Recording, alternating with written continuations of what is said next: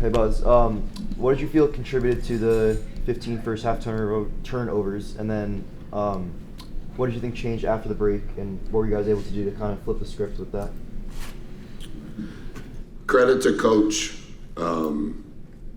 We've played against him before, and a lot of the things that he was doing in the full court and the half court, he had done in his past. And we had glanced at in preparation, but he had not done all of that through the first 5 games this year. We were discombobulated, which is what they wanted. We made incredibly poor decisions, and we could never get in a rhythm. And so I don't know of those 15 turnovers, how many were live ball, but defensively, our numbers were pretty good at half, considering we gave them the ball 15 times. So I think the solution, or somewhat of the solution, was we just tried to simplify. No matter what they were doing, we were going to do the same thing, and we found some continuity in that. But very lucky, considering how high our turnover rate was, to have a chance to win. Questions? I've got a microphone. Matt here. Matt Durno, Inside Maryland Sports. Matt Durno, Inside Maryland Sports. You guys actually out-rebounded a pretty good rebounding team. Amazing, here. huh? Yeah, you've been talking about it. And if we wouldn't have turned it over 20 times, I'm not saying we would have got it, but we would have had a chance to get it. And so the things that we're reliant on, we need free throw makes. Can't turn the ball over 20 times and accumulate enough free throw makes. And then secondarily, it was our best offensive rebound percentage, our best defensive rebound percentage, and we still gave them the ball 20 times. I think it's the first time this year that the opponent shot more balls and shot more free throws than we did. And so again, there's a lot of things analytically that if you look at the game, it shouldn't have been a game specifically in our favor. So we did do a lot of things, but when you're giving the team the ball 22% of the time, you're playing against an avalanche. And so I did commend our guys. Our coaches are doing a really good job. Like we practice rebounding as much as we practice offense, as much as we practice defense, because that's been our Achilles heel through the first 3 weeks of the season. I didn't let you answer your question. I'm sorry. Ben, over on the right. It was Ben Geffner, the Diamondback. Wanted to ask about. I know you and I know Harrison. Thank you guys for coming. But this is the first time I think that I've seen you. I haven't asked a question yet, so next time. So I've seen you, I just haven't heard you. Thanks for coming. Wanted to focus in on Alex for a second. I thought he was great. Second half minutes. What did you see from him, and then what would you like to see his role being, especially off the bench moving forward?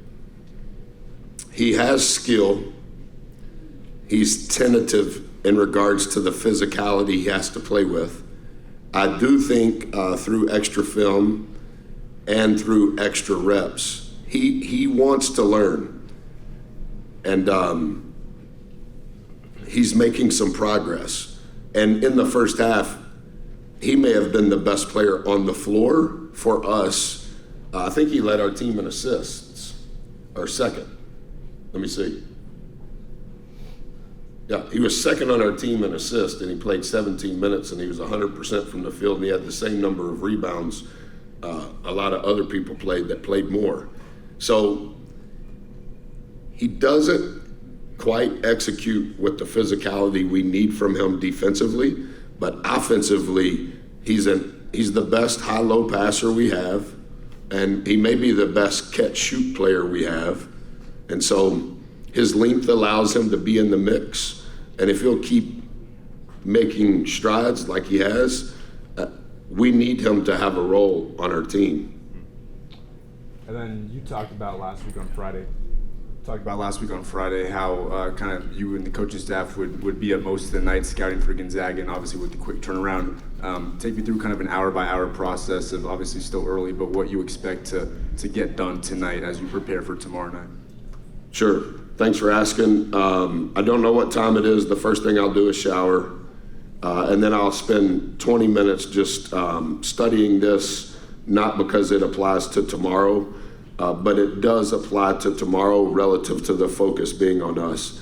We have to be really careful, in my opinion, in week 4 of year 1, that we give all of the attention to the opponent, particularly with a short turnaround.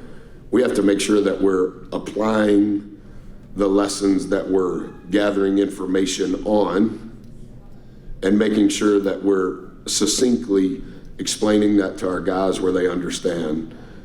I think the first part after this is I'll meet with our personnel coach just so I can get a feel for their team, their talent, their experience, etc. And then I'll meet with our defensive coordinator to talk about their premise behind how they play. And then I'll meet with our offensive coordinator. How do they play defensively? How are they going to defend in the post? How are they going to defend ball screens? Do they have any unique defensive principles that are their secondary versions? And then when we get together with the team first thing in the morning, we will do what we call flow, which is where the coach that's in charge of the scout just kind of commentates 6 minutes of them playing. And it's kind of intermingled, maybe 2 minutes from the night, 2 minutes from earlier in the day or earlier in their season. And then we'll go over the first version of their starters.